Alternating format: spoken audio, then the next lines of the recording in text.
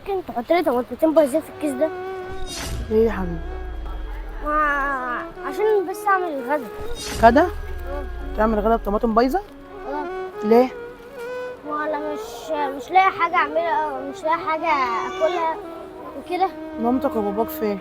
انا مامتي وبابايا بابايا متوفي ومامتي بتشتغل يعني وعلى قدها. بس انت شكلك حلو يعني وامور. لا ده مش ده لبسي اصلا. امال لبس مين؟ ده لبس جارنا، لما بيظهر عليه بيديهوني. طب كل معايا. طب ايه اللي في الكيس ده؟ ما انا مش عايزه اقول لك بصراحه. ليه؟ ها؟ ليه؟ مش عايزه اقول لك والله محرج. طب ليه محرج من ايه؟ في كيس مكرونه. انت جايبه منين؟